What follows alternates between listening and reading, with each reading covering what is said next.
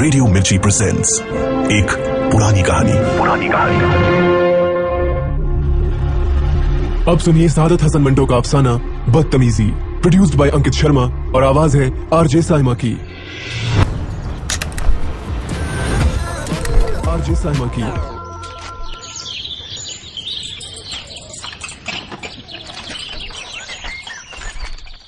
मेरी समझ में नहीं आता कि आपको कैसे समझाऊं। जब कोई बात समझ में ना आए तो उसे समझाने की कोशिश नहीं करनी चाहिए। आप तो बस हर बात पर गला घोंट देते हैं। आपने ये तो पूछ लिया होता कि मैं आपसे क्या कहना चाहती हूँ। अरे इसके पूछने की जरूरत ही क्या थी, बस फकत लड़ाई मोल लेना चाहती हूँ। लड़ाई मैं मोल लेना चाहती हूँ? कि आप सारे हमसाए अच्छी तरह जानते हैं कि आप आए दिन मुझसे लड़ते झगड़ते रहते हैं। खुदा झूठ ना बुलवाए तो 1 बरस तक मैंने ना तो तुमसे कोई तल्ख बात की है ना मीठी। मीठी बातें करने का आपको सलीका ही कहाँ आता है। नौकर को आवाज देकर बुलवाएंगे तो सारे मोहल्ले को पता चल जाएगा कि आप उसे गोली से मार देना चाहते हैं। मेरे पास बंदूक ही नहीं। वैसे मैं खरीद सकता हूँ मगर उसको चलाएगा कौन? मैं पटाखे से भी डरता हूँ।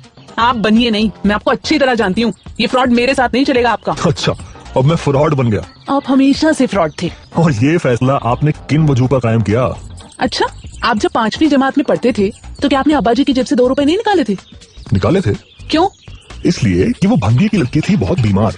वालिद साहब से अगर कहा जाता तो वो कभी 1 पैसा भी उसे ना देते। मैंने इसलिए मुनासिब समझा कि उनके कोट से 2 रुपए निकाल कर उसको दे दूं। ये कोई गुनाह थोड़ी है। जी हाँ, बहुत बड़ा सवाब है बाप के कोट पर छापा मारकर।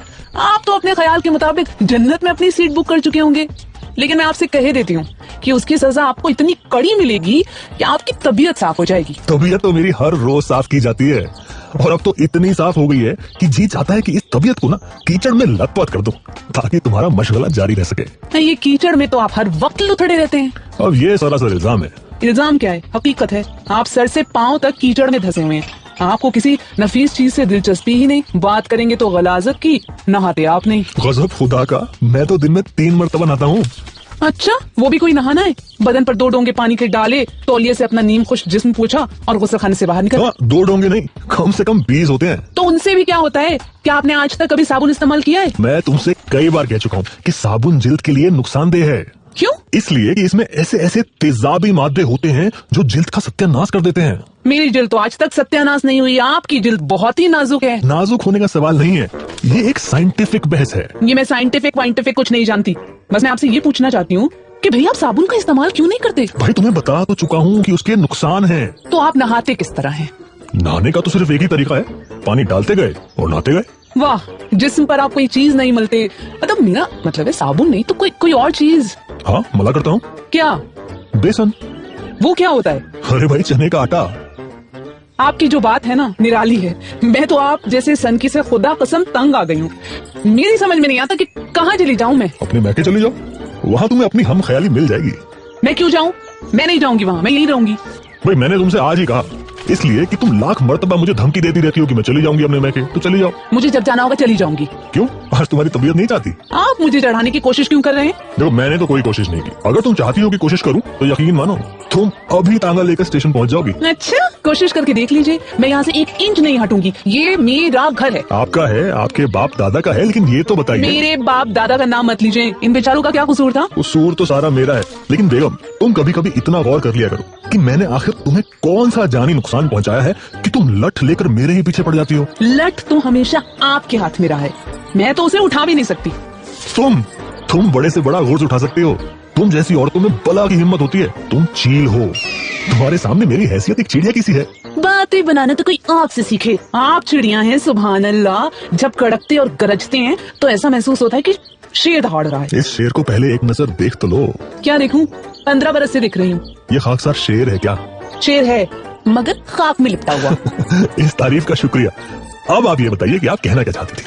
आप इतने लायक फाक बन फिरते हैं। समझिए ना कि मैं क्या कहना चाहती थी। तुम्हारी बातें तो सिर्फ खुदा ही समझ सकता है भाई, मैं क्या समझूंगा। आप खुदा को बीच में क्यों लाते हैं? खुदा को अगर बीच में ना लाया जाए तो कोई काम हो सकता है क्या? बड़े आए आप खुदा को मानने वाले। खुदा को तो मैं हमेशा से मानता आया हूँ, वो ताकत जो दुनिया पर कंट्रोल करती है। कंट्रोल तो आप मुझ पर करते आए हैं। किस किस्म का? हर किस्म का। मैं आज तक अपनी मर्जी के मुताबिक कोई चीज नहीं कर सकती। कपड़े लेती हूँ तो इसमें आपकी मर्जी का दखल होता है।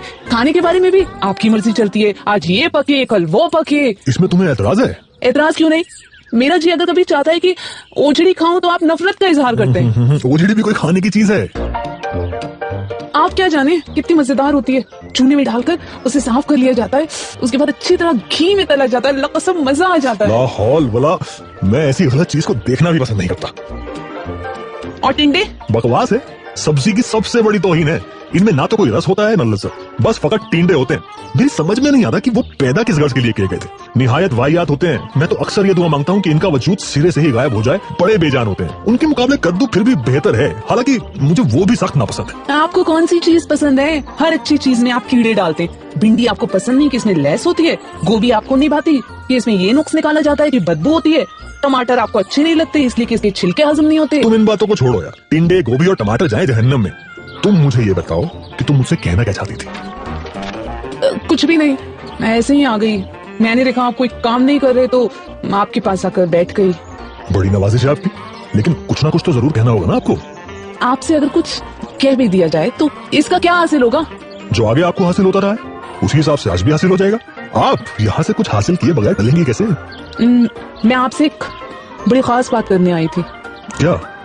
मैं ये कहने आई थी कि मेरी समझ में नहीं आता, कैसे समझाऊं मैं आपको?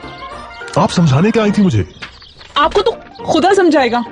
मैं ये कहने आई थी कि आप पतलून पहनकर उसके बटन बालकनी में बंद न किया करें। पड़ोसियों को सख्त एतराज है, ये बहुत बड़ी बदतमीजी है।